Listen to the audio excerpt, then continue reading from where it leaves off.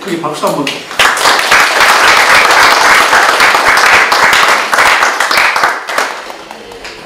반갑습니다.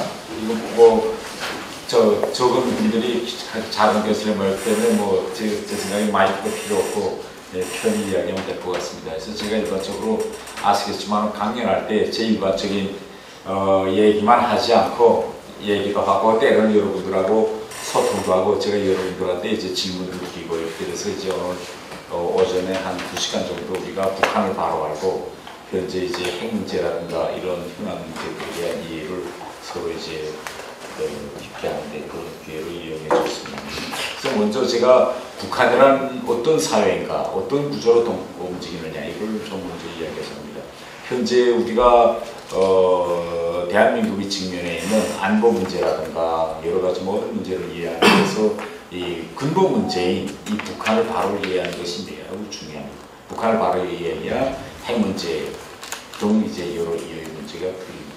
그런데 북한을 이해하자면 현재 북한을 보는 것도 중요하지만은 그에 앞서 북한에 앞서 존재했던 이 공산 국가들 또 김일성에 앞서 존재했던 이제 공산주의 역사에 존재했던 이제 그 리런가들과 이런 사람들을 아는 것이 중요합니다. 그래서 김일성과 김정일과 같은 현 북한 지도 김씨 체제 이런 걸 알자면 그에 앞서 우리가 막스와 레닌과 같은 이런 공산주의 지도자들을 먼저 알아야 합니다. 그래야 북한과 또 북한에서 내세우고 있는 김일성이 만들어 놓은 주체 사상과 막스 레닌주의 차이점 또 북한이라는 나라와 중국, 베트남, 쿠바와 같은 다른 공산 국가들의 차이점을 알아야 우리가 북한을 이제 올바로 이해할 수 있다.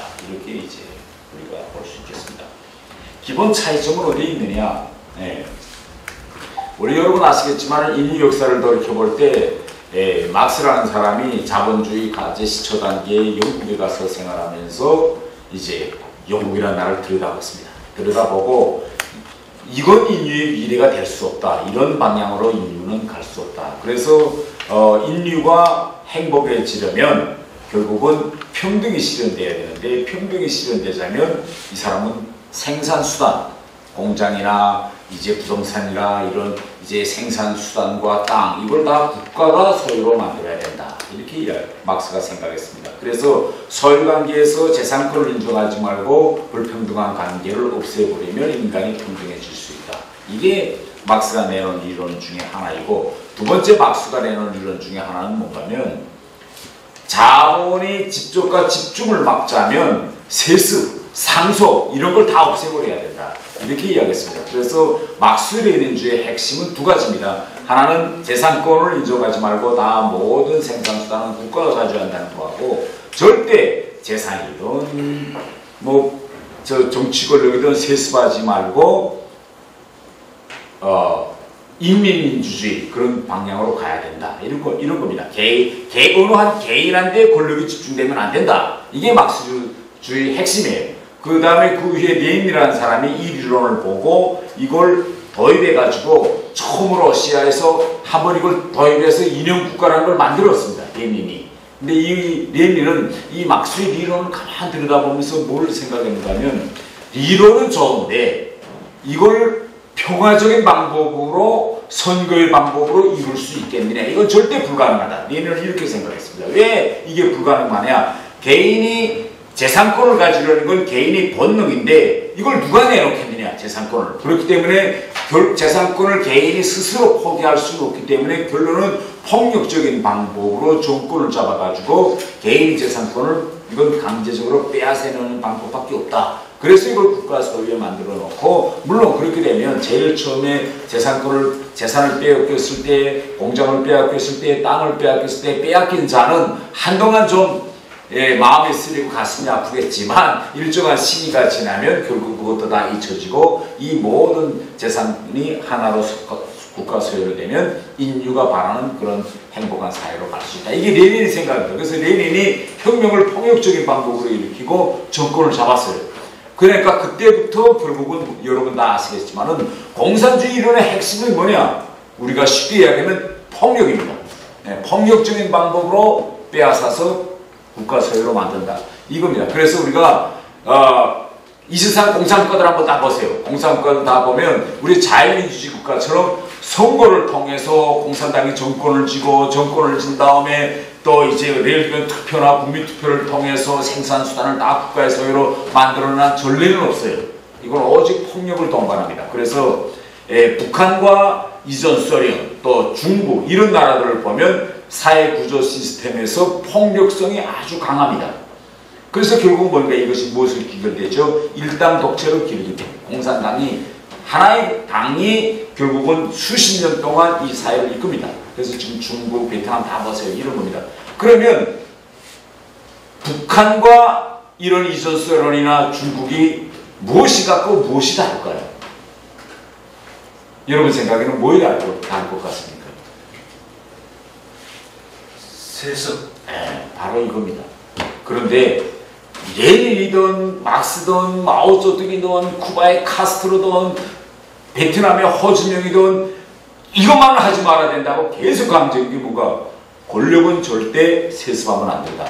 개인 한 가문이 나라의 권력을 가지면 안 된다. 이 사람들은 이걸 끝까지 반대했습니다. 그래서 스탈린도 그렇게 독재자지만은 자기 권력을 아무한테 주지 않았고 마오쩌둥도 자기 가문에 안 줬고 후지민도 그렇고 카스트로도 다 같아요. 그런데 북한은 바로 김일성이가 이 권력을 세습했습니다. 김씨 가문이 결국은 북한이라는 나라의 권력을 가졌다. 이게 북한과 다른 공산국가들의 차이점입니다. 그래서 현재 북한이 안고 있는 모든 재난의 원인은 바로 이 세습에 있어요. 세습에 있다는 걸 아십니다. 여러분 이게 이제 북한의 김일성 광장, 우리 대한민국으로 말하면 광화문 광장이겠죠. 북한의 김일성 광장 옆에 2012년 김정은이가 공식 북한 지도자로 등극하기 전까지는 광장에 이렇게 막스와 레닌의 초상화를 걸었습니다. 왜? 북한 당의 노선이 결국은 사회주의 공산주의 실현인데 사회주의 공산주의라는 개념은 막스와 레닌이 만들었습니다. 그래서 그 길로 가자 해서 막스와 레닌이 초상화를 내렸는데 막스와 레닌이 제일 싫어한 게 세습이기 때문에 김정은이가 3대째 자기가 손자까지 정권을 잡고 보니까 저 막스와 레닌이라는 저 두 분이 눈에 거슬리는 거예요. 그래서 2012년 4월 15일 북한은 김일성 광장에서 막스와 레닌의 초상을 내렸습니다. 내리우고 김일성과 김정일의 초상만 내려. 그런데 이 막스와 레닌의 초상화가 내려진 다음에 이게 엄청난 파장이 되었습니다. 국제공산주의 운동권에서는.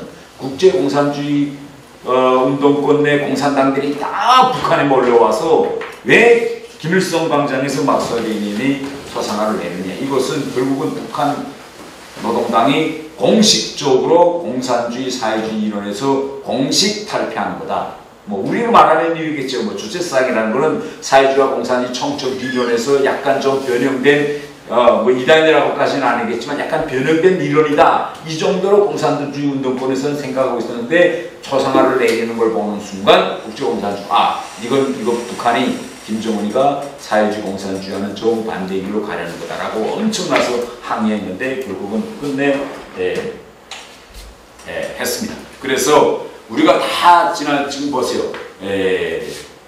이 공산주의 이론 자체에서 개인한테 절대 권력을 가지고 개인이 절대적인 권력을 행사하는 것이 기존의 사회주의 공산주의 이론에 배치되기 때문에 결국은 중국이나 이전 소련과 같은 나라들에서 이런 발전 역사적 단계에서 있었던 이런 문제들을 이제 많은 경우 다 이제 극복했습니다.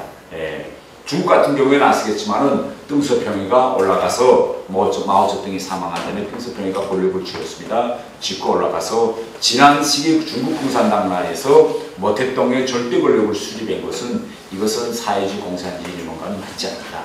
그래서 모택동에 대한 평가를 중국 공산당은 새롭게 하고 결국은 7.3 리론이라는 걸 납니다. 7.3이라는 건 뭔가면 마오쩌둥이라는 사람이 한 일 중에서 7가지는 옳고 3가지는 나쁘다. 7이 공이고 3이 과다. 그래서 이걸 올바로 바로잡고 덩서평이 되어와서 중공산당은 결국은 국가의 총운영 방법에서 헌법 개정을 통해서 공산당이 국정을 운영하던 것으로부터 점차 이제 국가 주도의 법치국가로 중국은 돌아섰습니다.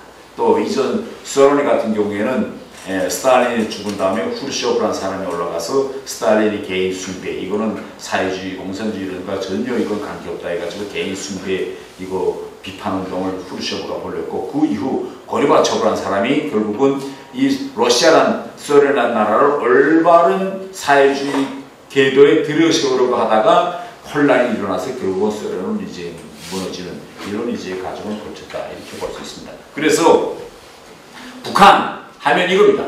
북한은 사회주의와 공산주의 이념에 배치되게 결국은 법률적인 구조를 이어서 보면 국가의 모든 권력을 개인, 김씨 가문의 권력이 집중되어 있습니다. 그래서 법률 구조적으로 놓고 보면 우리 대한민국에서는 모든 법률적 기초가 헌법이라면 북한에서는 법률적 기초가 헌법이 아닙니다. 김씨 가게가 이야기한 교시 말씀이 법 제일 위에 최상에 있고, 그 다음에 뭐 있느냐, 당율법이 있어요. 당규약 있고, 그 다음에 헌법이 있고, 그 밑에 이제 법들이 이제 쭉 존재하고 있다, 이렇게 이제 이야기할 수 있습니다. 그러면 이것이 정상국가라고 한다면 헌법이 먼저 있고, 그 헌법에 의해서 모든 국가기관들과 집체적인 연결 시스템이 동작한다면 오늘과 같은 이 북한이란 북한에 안고 있는 여러 가지 체제 실패의 원인들이 동작할 수가 없습니다. 실례를 하나 좀 들어볼게요. 북한의 식량 지원 문제입니다. 식량 지원 문제죠. 그러니까 지금 우리 대한민국에서는 이 북한의 식량 지원 문제를 가지고 지금 언론이 이제 의견이 두 개로 이제 엇갈립니다. 한 의견에서는 김정은이가 저렇게 우리를 향해서 미사일도 계속 실험하고 이 무기도 계속 현재하는데 왜 우리가 식량을 주어하느냐, 이렇게 주장하는 분들도 있고, 또 일부 분들은 그래도 같은 동포들인데 지금 1100만이 당장 이제 굶게 됐다고 하고 어린이들이 영양 실조에 걸렸는데 우리 대한민국에 남아 돌아가는 게 쌀인데 쌀 좀 줘서 그 사람들 좀 이 영양 실조에 걸리지 않도록 도와주는 것이 무엇이 나쁘냐, 쌀을 무조건 줘야 된다, 이게 정부와 이제 일부 사람들이 견해입니다. 여기에 그 사회복지 전공하시는 학생들도 있죠. 사회복지를 전공하시는 학생들은 어떻게 생각하세요? 식량을 주어야 된다, 말아야 된다? 답변하기 매우 힘들죠. 제가 어제 이 문제와 관련해서 미국 TV에서 그 북한의 식량 문제를 가지고 패널 디스커션 하는 걸 제가 듣었어요. 듣었는데 누가 참가하는가 하면 이 복지 부문의 전문가, 그 다음에 제재 부문의 전문가, 그 다음에 이제 정치 외교 부문 전문가, 이 문제 사람들이 둘러앉아서 이야기합니다. 쌀을 줘야 되느냐 말아야 되느냐, 이런 문제인데 우리 대한민국하고 딱 같아요. 이거 지금 거기서 사람들이 굶어 죽고 이렇게 하기 때문에 일단 여유 식량이 많기 때문에 쌀을 주어서 사람들을 굶지 않게 하는 것이 중요하다, 이렇게 주장하는데 한 분은 이렇게 이야기해요. 사회복지 부문 전문가인데 지금 식량을 왜 주어야 하느냐, 인도주의적인 견지에서 주어야 한다, 이렇게 이제 북한에 대한 식량 지원을 합리화하고 있다. 그런데 인도주의라는 개념을 이거 올바로 이해하는 문제가 여기서 중요하다. 어떠한 지역에서 갑자기 식량 결핍 부족 이런 현상이 일어났을 때에는 여러 가지 원인이 있는데 인도주의 문제다 할 때는 우선 그 나라에서 내란이 일어나서 합리적인 이제 그 식량 생산이라든가 정상적인 생산 활동이 안 돼서 이제 식량 결핍 현상이 일어날 수도 있고, 또 다른 하나는 자연재해, 갑자기 태풍이 불고 뭐 지진이 일어나고 이렇게 돼서 결국은 정상적인 농업 생산이 안 돼서 이제 인도주의 문제가 일어날 수 있고, 여러 가지 문제점으로 해서 인도주의 지원이 일어날 수도 있는데 북한의 식량 문제는 아주 특이한 이제 케이스다. 우선 첫 번째 특이한 케이스는 뭐냐, 예를 들면 인도주의 재난이라고 할 때는 현지 그 나라가 자체로 국민들을 먹여 살릴 수 있는 능력이 없을 때 아무리 노력해봐도 없어요. 쌀 먹이자가도 쌀이 없어. 또 외국에서 쌀을 사자가도 돈도 없어. 이렇게 될 때는 국제적으로 저 사람들 힘드니까 도와줘야 된다. 예를 들면 우리 옆집에서 지금 굶고 있어, 이웃이. 그런데 이웃 놓고 보면 직업도 없고 실업자고 돈도 없고 쌀 돈도 없고 하니까 옆집에서 불쌍해서 쌀을 주는 거예요. 그런데 북한이라는 나라는 자국 국민들을 배불리 먹일 수 있는 이상의 돈을 가지고 있는 국가다. 이겁니다. 그렇죠? 예, 매일 미사일을 생산해서 계속 미사일 실험하는데 포 있잖아요. 북한에서 미사일 말고 일반적으로 우리가 북한에서 방사포라고 하는 그 포알 있지 않습니까? 그거 한 번 훈련할 때는 몇백 발씩 나가는데 방사포 하나를 생산하는데 얼마나 많은 돈이 들어가는지 아세요? 하늘에다 막 이렇게 막 불을 나는데 그 하나를 생산하는데 소 한 마리 들어갑니다. 소 한 마리 들어가요. 소 한 마리. 근데 그 소 한 마리 들어가는 그 비싼 포화를 그저 하늘에다 대고 한 번 훈련할 때는 몇백 발씩 소를 하늘에다 날려보내는 게. 예. 그러니까 이건 구조적인 문제지 북한에 쌀이 없는 문제가 아니다. 그 다음에 두 번째 문제는 뭘 주장하는가 하면 이렇게 주장합니다. 이 세상에 우리가 인류 역사를 뒤돌아보면 이 세상에 북한처럼 세계 식량계획 유엔이라는 세계 식량계획이 수십 년 동안 한 해도 빼놓지 않고 매해 북한에 식량 지원을 주고 또 식량 지원을 수십 년 동안 한 해도 빠짐없이 받는 나라는 전 세계 북한밖에 없다. 네. 1990년대 말부터 지금까지 북한은 어느 한 해도 중단하지 않고 세계 식량 계획부터 계속 식량을 받았습니다. 또 북한처럼 지난 20여 년 동안 해외에다가 계속 피난민을 방출하고 있는 나라도 없다. 왜? 모든 나라는 인도주의라는 문제는 우리가 시간대를 놓고 보면 제한성을 가집니다. 네. 그래서 일정한 시간이 지나면 다 국복이에요. 자체로. 외국에서 쌀을 받아가지고 자체로 살 수 있게. 그런데 이 수십 년 동안 이런 문제가 계속 하는 거는 이거는 인도주의 문제가 아니라 이건 구조적인 문제다. 이겁니다. 이해되세요? 네. 네. 이 구조적인 문제이기 때문에 이 인도주의 전문가가 주장하는 건 뭔가 이 구조적인 문제를 해결해 주어서 결국은 이걸 해결하게 해야지 식량 달라면 식량 주고 미사일 쏴도 또 주고 이런 식으로 하게 되면 1년, 1000년, 만년이 가도 북한의 이 구조적인 식량 결핍 문제를 해결해 줄 수 없다. 이렇게 이야기합니다. 그러면 제가 이게 식량 문제와 관련해서 이야기했는데 제가 이제 법률적 구조를 이야기했죠. 왜 북한에서 그러면 이런 식량 문제가 해결되고 왜 쌀이 없어서 어린애들은 굶어 죽는데 김정은은 저렇게 돈을 퍼오면서 계속 미사일 발사하고 실험하고 이렇게 할 거예요. 바로 이 구조적인 문제 때문에 그렇습니다. 북한에서 예를 들면 다른 공산국가들은 한국이나 미국처럼 이렇게 잘 살진 못해도 이렇게 구조적으로 국민이 굶어 죽는 나라는 없어요. 왜 그러냐? 이 세상의 모든 나라들은 그 나라에서 가장 적은 레벨의 민주주의 체계가 동작하면 아사 현상이 안 일어납니다. 뭐에서 토론하면 돼요. 자, 이거 지금 아래 동네 사람들이 굶어 죽는다는데 어떻게 하면 이거 살 수 있을까? 라면 국가 기능이 뭡니까? 국가 기능에는 결국은 민주주의 집체터의 기능을 시켜서 저 아래 동네에서 굶고 있으면 내 집에서 쌀 한 바가지 매석했다 주자. 그래서 가져다 주고 거기 사람들 이렇게 서로 도와주면서 국가 운영 체계하면 아사 현상이 일어날 수가 없습니다. 북한에서 아사 현상이 일어난다는 건 뭘 말이냐? 북한의 정상적인 의사 집체 결정 채택 시스템이 돌아가지 않는다는 걸 의미합니다. 김정은이 유일한 권력, 유일한 결정 채택 방식에서 한쪽에서는 사람들이 굶어 죽어 가고 있는데 야! 그러지 말고 계속 미사일 연구하고 여기 돈을 퍼부어 라고 해서 국가의 재원이 거기로 쏠리게 되는 것과 관련됩니다. 만약 북한에서 초보적인 의사결정, 집체적인 의사결정 시스템이 돌아간다면 이런 일이 생길 수 있을까요? 당연히 간부들이 참가해서 아이고 한쪽에서 지금 작은 데서 갑자기 2만 명이 굶어 죽게 돼 있는데 이 돈 가지고 빨리 식량을 사다가 모읍시다. 또 어디에 있는 걸 이렇게 합시다. 그래서 집체적으로 토해서 이 아사 현상이라는 거는 공산 시스템에서 일어날 수가 없습니다. 네. 결국은 뭐냐? 우리가 아사 현상이 있다라고 하는 거면 지금까지 역사적 관계를 보면 민주주의 국가에서는 아무리 못 살아도 아사 현상이 안 일어나요. 네. 여러분 인도가 세상에서 제일 빈곤한 국가이고 방글라데시가 제일 빈곤한 국가인데 거기서 대량 아사 현상이 일어납니까? 안 일어납니다. 그래서 이것은 결국은 유일 독재 권력을 가진 김정은과 그 밑에 존재하고 있는 모든 이제 국가 기관들 사이에 호상 견제와 균형, 집체적인 의사 결정 토의라는 이 시스템이 존재하지 않기 때문에 일어나는 것이다. 이걸 이제 여러분이 아시면 이제 되겠습니다.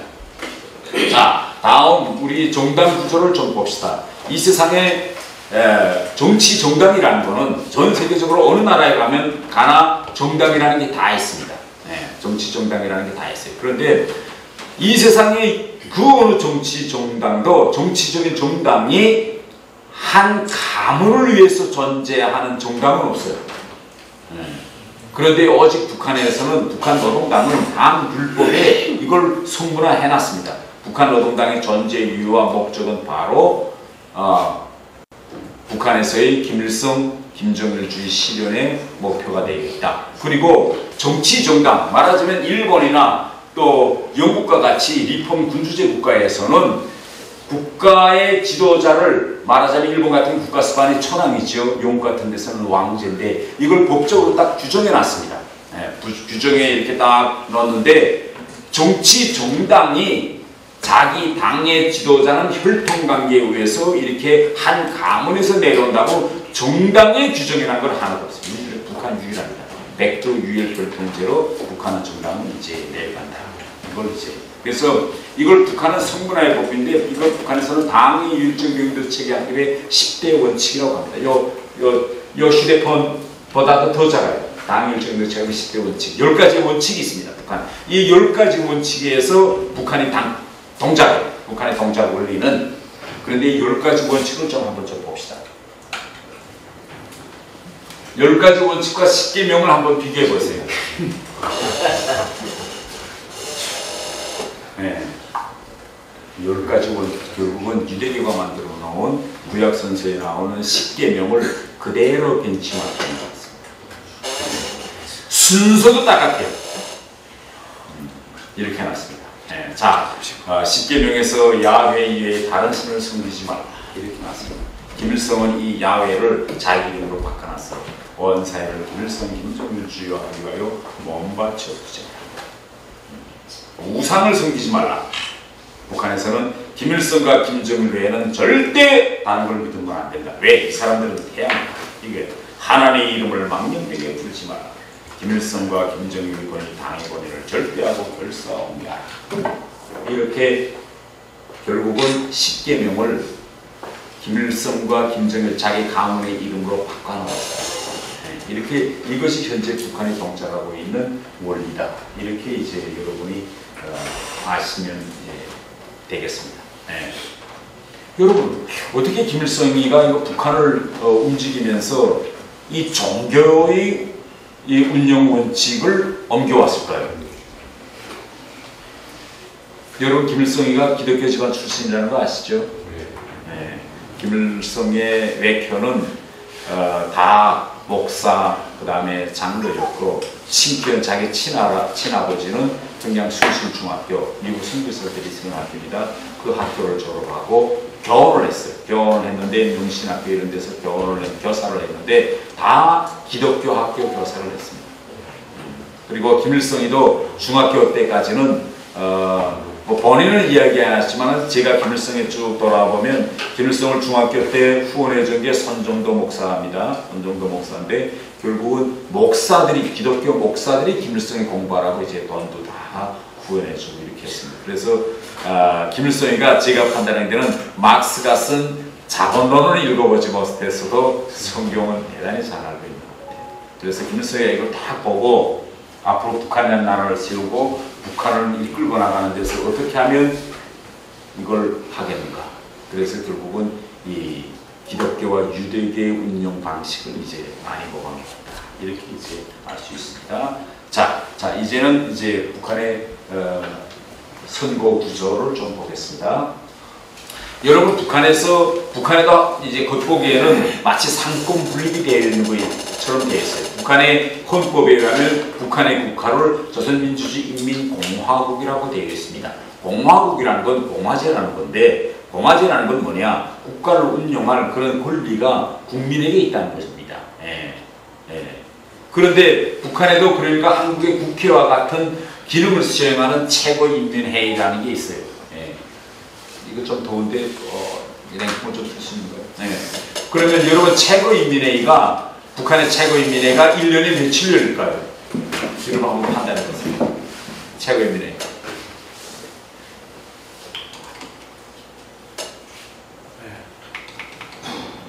실장님이 행정실장님이 네, 최고인민회 한번 판단. 제가 이제 북한의 법률 구조에 대한 거 있습니다. 북한은 개인, 가문이 1인 유일 독재 권력 시스템으로 간다. 그러면 이런 나라에 있는 국회, 최고인민회가 1년에 며칠 열릴까요? 1년에 한 번 열린다고 1년에 하루 열립니다. 네, 하루. 1년에 하루. 외국 대표단들이 북한 국회에 이제 가서 다 깜짝 놀랍니다.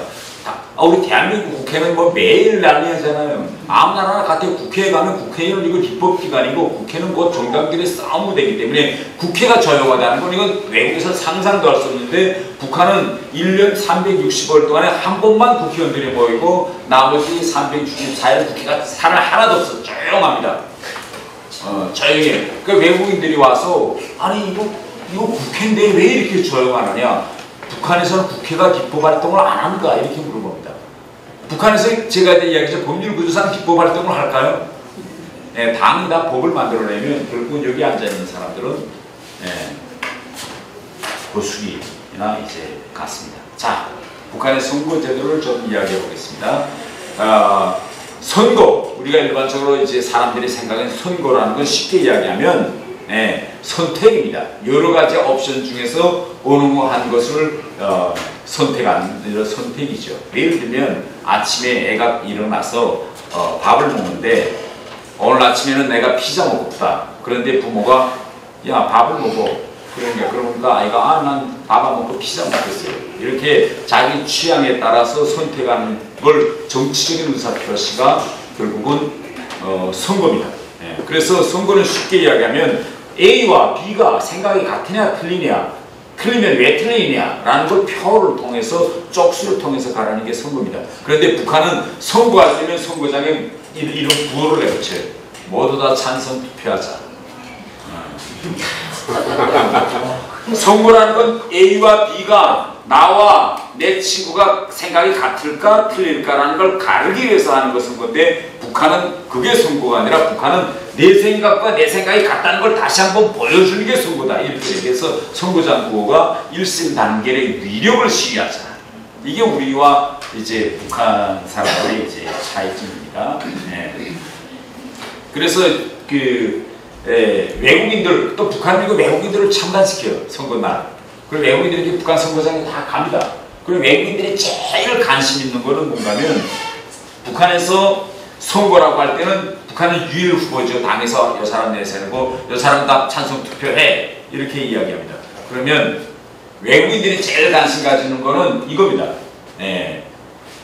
이 사람을 대의원으로 뽑으라고 지금 이 지역구 대의원으로 내놓고 다 찬성 투표하라 라고 지시가 내려왔어요. 그러면 사람들이 이 사람이 내려온 데다 대고 찬성 투표하러 해서 가서 찬성표를 였어요. 그러면 뭐 본인 안 되는 찬성이든 반대든 권한이 있다라고 가정합시다. 당에서 한 사람 놓고 투표하는데 찬성하라. 이렇게 해서 본인 안 돼 찬성하든 반대할 권리가 있는데 만일 이 선거에 내세우는 이 유일 후보가 이미 김정은이가 사전에 제가 이제 김정은이가 유일 권력이라고 했죠. 유일 권력이 이미 이 사람을 이 은평구 서울시 은평구 지역구 의원으로 선거해라고 임명해서 내려보내고 국민들은 거기에 투표로서 고수기권만 행사했다면 이게 선거일까요? 아닐까요? 외국인들은 이걸 물어보는 게. 그래서 이미 이 사람이 이 지역구 의원으로 나온다는 거를 김정은이가 사인해서 내려보냈느냐 아니면 김정은은 모르고 있다가 밑에서 나와서 선거됐다면 아느냐. 그래서 당연히 김정은이가 내려보내죠. 그러면 이게 한국에서 쉽게 이야기하는 지금 젊은 애들이 말하는 답정이라는 거 아시죠? 답은 다 정해져 있다. 그러니까 외국 사람들은 이거 북한에서는 선거가 비록 형식적인 선거라고 하지만 이건 선거라고 볼 수 없다. 이렇게 이제 외국 사람들은 주장하고 있습니다. 제가 이제 법의 규정에 대해서 법률적 구조에서 이야기했습니다. 북한에서는 김씨가 위에 있고 그 다음에 당법 있고 그 다음에 국가 헌법에 기초한 모든 법률이 존재한다고. 그러면 이런 문제가 제기돼요. 제가 영국에 있을 때 북한은 계속 김정은이가 담배 피우는 모습을 영화로 계속 내보내잖아요. 지하철에서 담배 피우고 저렇게 병원에 가서 담배 피우고 그러면 북한에서는 지하철에서 담배를 피울 수 있느냐 없느냐 이걸 물어봅니다. 그러면 당연히 북한은 지하철은 군면구역입니다. 일반 사람이 담배 피우면 금방 잡아다. 병원에서 담배 피우는 나라가 그걸 허용하는 나라가 있을 때 그건 당연히 안 되죠. 그러니까 지하철, 병원 이런 데서는 다 이건 군면 대상입니다. 그런데 영국 사람들은 제가 있을 때 계속 물어보는 게 뭔가 그러면 왜 이거 법적으로 담배 군면 지역인데 김정은이가 왜 여기서 담배 피우느냐. 두 번째 질문은 제가 드릴 질문은 북한은 모든 보도를 당이 관제합니다. 그러면 그렇지 않겠어 만약 김정은이가 진짜 이거 담배 걸쳐대서 야 이거 지하철에 가서 지금 몇 시간째 있는 거 나 이거 정말 참지 못하겠다. 또 병원에 가서 저렇게 몇 시간 동안 앉아있는 거 난 정말 참지 못하겠으니까 담배 좀 한 대만 좀 피자. 그러니까 그러면 뭐 최고 저놈인데 피세요 하고 고라고 적어도 TV나 신문에 나갈 때 이거 내보내지 말아야 되잖아요. 그런데 반대로 북한은 오히려 김정은이가 병원에 가서 담배 피우고 TV에 가서 담배 피우는 걸 내보내잖아요. 이거 왜 이럴까요? 여러분 왜 이런다고 생각해요? 이게 완전 비정상적인데 왜 반대로 북한이 이걸 정상적인 걸로 생각할까요? 여러분 한번 맞춰보세요. 최고 존엄입니다. 최고 존엄. 그 다음에 또 권력을 가시하는 것이죠. 북한 사람들이 이걸 보면 짜증날까요? 아니면 당연한 걸로 생각할까요? 이게 문제입니다. 외국 사람들에서는 우리 한국인들이 이걸 잘 이해하거든요. 그러니까 우리 보면 지하철에서 이거 담배 피우는 거나 재떨이까지 다 가져다 재떨이 딱 여기다 넣잖아요. 예? 그러면 북한 사람들이 이런 걸 보고 어떻게 생각할까? 그럼 북한 사람들이 저거 북한 사람들이 만약 짜증나고 이 북한 사람들이 만약 턱으로 뭐 그런다면 김정은이도 이걸 TV로 안 내보내겠죠. 결국은 이건 뭐냐? 우선 여러분이 이야기한 것처럼 최고 정원은 보호 위에 있다는 것을 공식 과시하고 북한 사람들은 이 김씨 가문은 보호 위에 있고 통제법 밖에 있다는 것이 수십 년 동안 대를 이어가면서 세뇌 교육을 받았기 때문에 이걸 이상하게 생각하는 사람 북한에 아무도 없어요. 이게 이제 다르다 이렇게 이제 생각하시면 되겠습니다.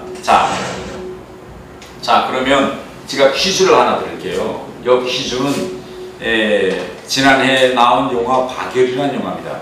박열이라는 영화 보신 분 계세요? 봤어요? 박열이라는 영화를 제가 쉽게 이야기하면 어떤 내용인가면 박열이라는 사람이 아나키스트인데 이 사람이 어떻게 하면 우리나라를 독립시킬까 라고 생각하고 이 사람은 일본 천황을 테러해서 죽이면 우리가 일제강점에서 독립할 수 있다. 이렇게 생각해가지고 일본에 건너가서 중국으로부터 화약을 밀수해 들어옵니다. 일본 천황을 테러하자고. 그러다 잡혀서 결국 일본 법정에 나서 끌려갔습니다. 재판합니다. 재판하는 장면인데 일본이 그때 재판했어요. 이 사람. 재판 다 하고 그러면서 결국은 그때 당시 일본 법률에 의하면 일본이 만들어 놓은 법을 어겼을 뿐만 아니라 일본 천황을 암살하려고 시도했기 때문에 이거는 반체제 범죄에서의 특급 범죄입니다. 그걸 일본이 어떻게 재판하는가라는 걸 보여주는 게 영화 박열이에요. 그러면 우리 오늘의 북한을 들여다봅시다. 우리가 왜 제가 이 일제시대 때의 법구조와 오늘의 법구조를 비교해 보는가 하면 우리 대한민국 국민들의 인식에서는 우리 대한민국 역사 발전에서 가장 포괄적이고 반인륜적인 법시대를 일제통치시대로 봅니다.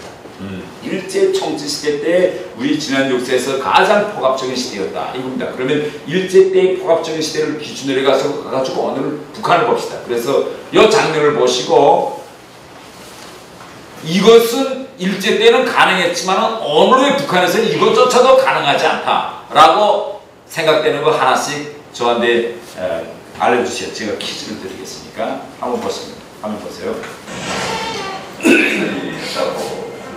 말을 많이 했는데 고증에 절제했다는 것을 모르고 영화를 보시다. 야, 우리 영화라도 저 일본 대법정에서 저거 나오면 되는 거야 할 정도로 좀 황당한 그런 장면일 수 있어요. 하지만 일본이 쓴 가장 고민고 평판에 이겁니다. 재판정에 들어가는 장면입니다. 일제 때는 가능했지만 지금의 북한에서 불가능하다라고 생각되는 게 어떤 거 있어요?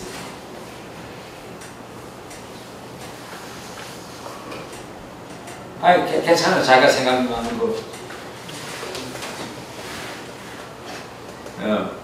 어떤 분들은 첫 번째로 이거 저 박유리가 일본 법정에서 일본 도쿄에서 진행된 법정에 들어갈 때 나는 한국인이다. 이걸 보여주기 위해서 고종 황제의 옷과 이제 부채를 들고 들어갑니다. 그래서 모든 사람들 다 볼 때 나는 일본 사람이 아니다. 나는 일본, 그때 당시 일본은 이제 국민이라는 표현을 쓰고 나는 일본 국민이 아니다라는 거. 이걸 표현하기 위해서 저렇게 옷을 입고 들어갔는데 예를 들면 지금 북한에서 이런 반체제 활동을 하다 잡혔을 경우 자기 정체성을 보여주는 옷을 입고 들어갈 거다. 뭐 그렇죠? 그런 것 있을 수 있겠고 그 다음에 또 어떤 거 있을 수 있겠어요?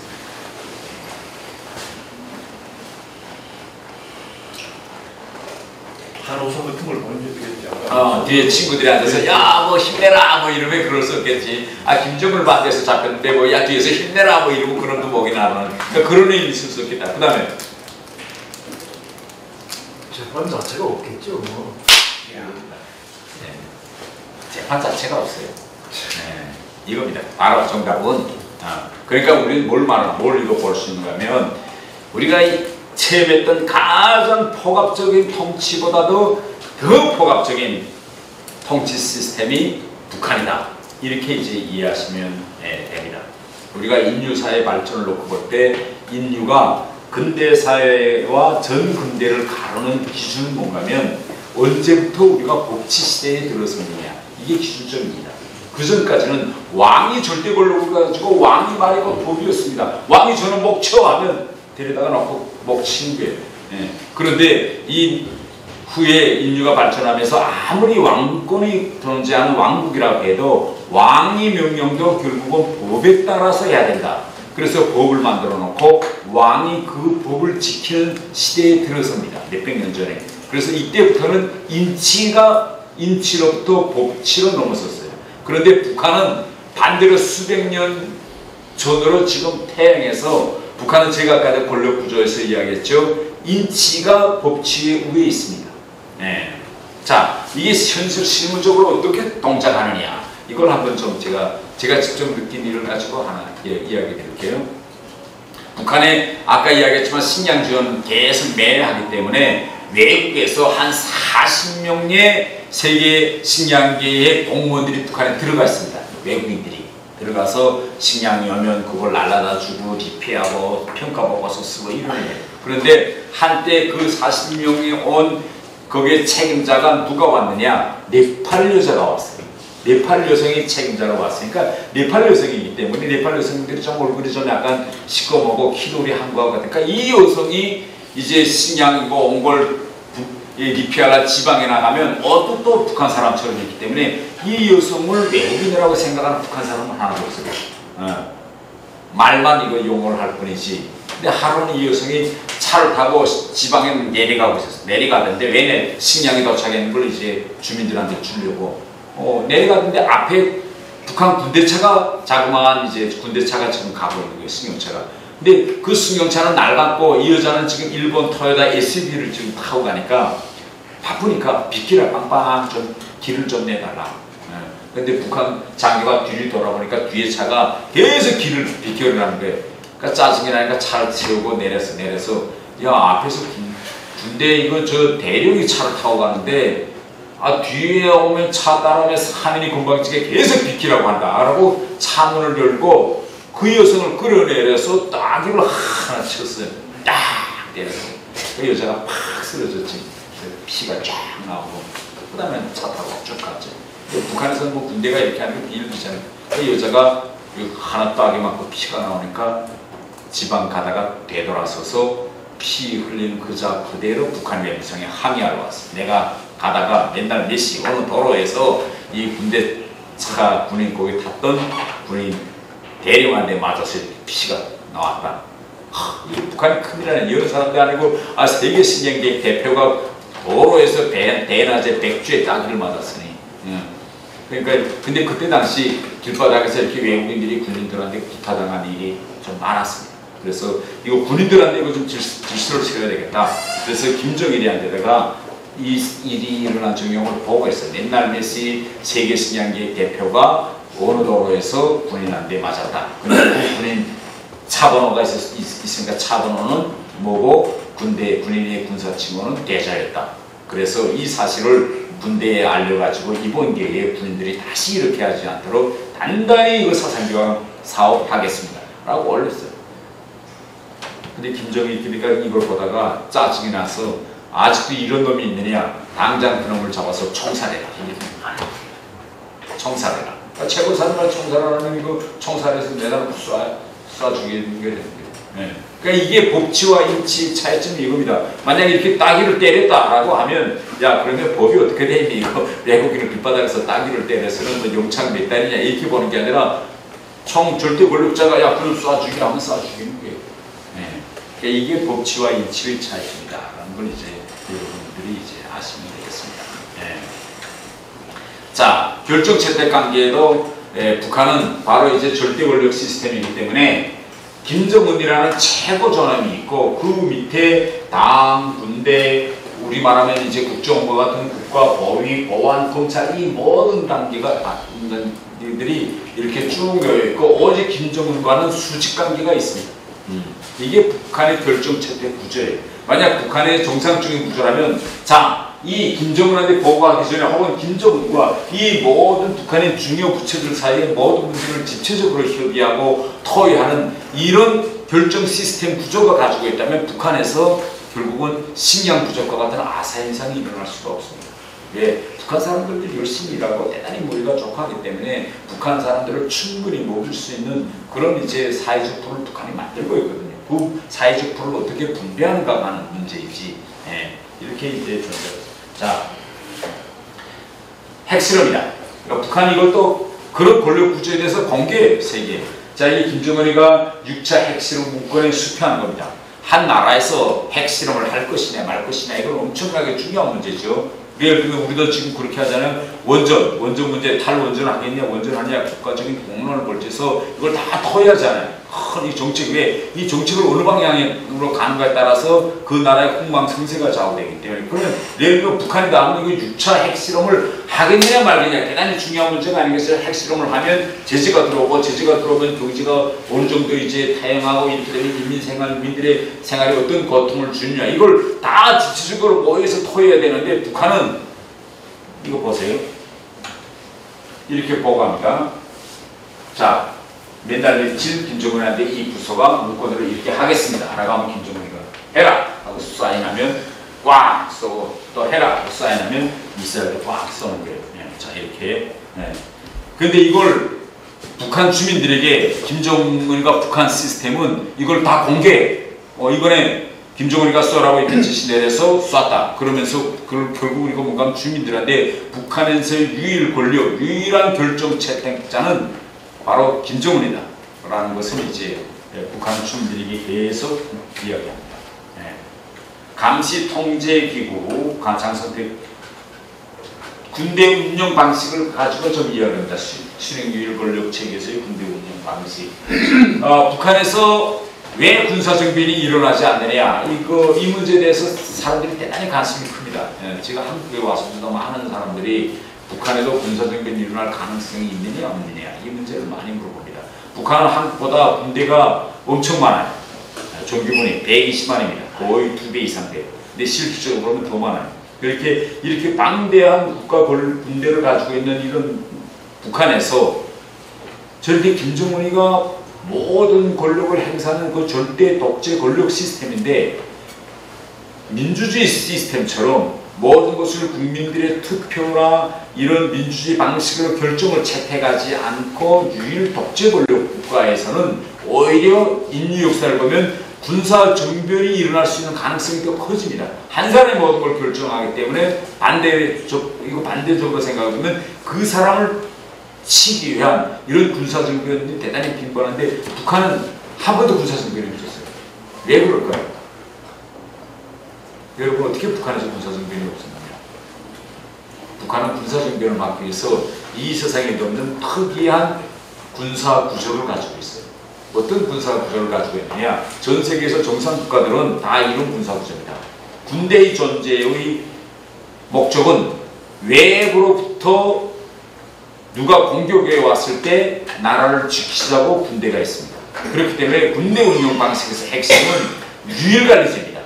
한국으로 말하면 한국에서는 합참 합참이 모든 군대 무력 구조를 합참의장이 매일 들여다보고 군대를 딱 풀어주고 그 위에 대통령이 군통수권자로서 군대를 일사불란하게 딱 가는. 그런데 북한은 바로 김정은 밑에 한국의 합참의장과 같은 이런 군대를 총관리하는 시스템이 없어요. 김정은이가 마지막이자 유일한 총관리자고 그 밑에 모든 군대는 이렇게 병렬을 할 존재입니다. 김정은이가 수직적으로 관리해요. 이게 북한과 다른 나라들과의 군사구조상 차이점입니다. 내일 그 120만 무력이 있다라고 하면 휴전선 일대에 나와 있는 70만 무력은 누가 관리하느냐? 여러분 TV에서 계속 나오는 북한군 총참모장이라는 사람이 있어요. 총참모부 한국의 합참인데 한국 합참은 바로 평양시 외곽 휴전선과 동해 서해안 방어지대 무력을 이 사람이 관리합니다. 평양시 군사정변이 일어나면 평양 수도에서 일어나야 되잖아요. 근데 평양시는 어떻게 되어 있냐 군사구조가 평양시 외곽은 방어사령부가 관리하고 시내는 허위사령부가 관리합니다. 허위사령부라고 말하면 우리 청와대 경호실 이걸 허위사령부라고 이야기하죠. 그러면 일부 사람들은 그러면 허위사령부 장교들이 우기 투합하면 군사정변이 가능하겠네 이렇게 생각할 수도 있죠. 그런데 평양시 안에 보면 허위사령부와 무력만 있는 것이 아니라 군, 보안사령부, 무슨 사령부 여러 무력이 동시에 평양시 안에서 존재하고 있고 그 위에는 딱 김정은을 혼자서 유일관리합니다. 그렇기 때문에 온화한 무력의 장교들이 우기투합해서 군사정변을 일으켰다고 해도 김정은이가 이짝에다 지지해서 야 저거 봐봐 하면 금방 달려가서 진압하게 돼 있어. 그러니까 이런 구조가 되어 있기 때문에 북한 군인들도 예를 들면 몇 명이 한번 우기투합해서 해보자 이런 꿈을 못 꿉니다.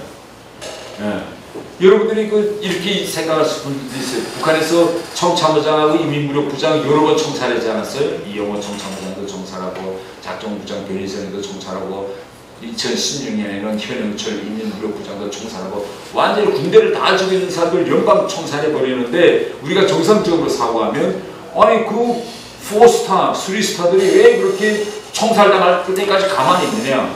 그 사람 밑에 수족들이 다 있겠는데 수발드는 사람들이 야 이러고 거기서 당하고 죽을 수 없다 한번 하자라고 하면 되겠는데 왜 그렇게 못하느냐 이런 의문이 안 드세요?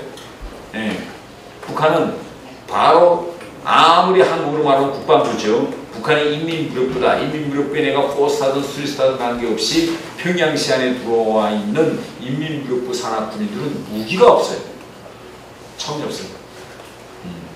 총과 무기는 다 휴전선과 서해안 방어산대에만 나와 있습니다. 때문에 내가 비록 4스타는 닿지만 내 이 호리션에는 권총이 없습니다. 어떤 경우에만 권총이 있냐. 김정은이가 야 오늘 하력 타격을 사격을 하는 거 보자. 가보자 하고 고개 내려갈 때만에 가서 무기 딱 사인하고 무기 대출 받아서 차고 김정은이 가면 다시 무기 받치게 됩니다. 그러니까 무기가 없어요. 북한은. 이렇게 군사정변을 막기 위해서 2중 3중의 이런 제한 조치를 딱 해놓고 있다. 이렇게 이제 보시면 되겠습니다.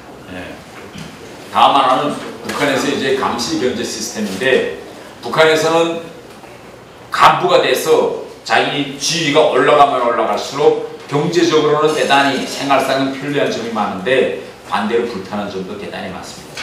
북한에서는 모든 간부들을 집단 생활시킵니다. 만약 군인이다 라면 이게 평양시인데 평양시 예를 들면 서성구역 쪽에는 군 간부들을 딱 한 대 몰아놓고 4스타만 사는 아파트 3스타만 사는 아파트 2스타만 사는 아파트 이렇게 다 아파트를 갈라놓고 거기서 딱 모든 반 간부로부터 시작해서 모든 간부들을 다 집단 생활시킵니다. 그래서 집단 생활 시킨다는 건 뭘 의미합니까? 집에 뭐 있다는 거죠? 집안에 도청기가 있다는 걸 의미합니다. 그래서 집안에 들어가면 간부들도 자기 집사람하고 아무 소리나 마음대로 못합니다. 다 이게 동작하고 이렇게 철저히 감시 시스템을 이제 운영하고 있다. 이걸 이제 보고 있습니다. 마지막으로 이제 북한의 신분제도와 선전수단 방법을 이야기하겠습니다. 제가 아까 이야기했죠. 김일성이가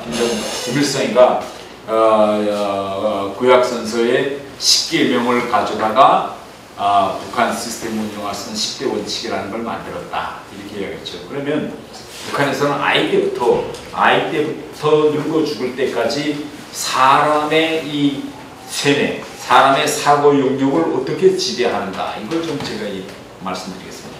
북한은 인간에게 두 가지 생명이 있다고 항상 이야기합니다.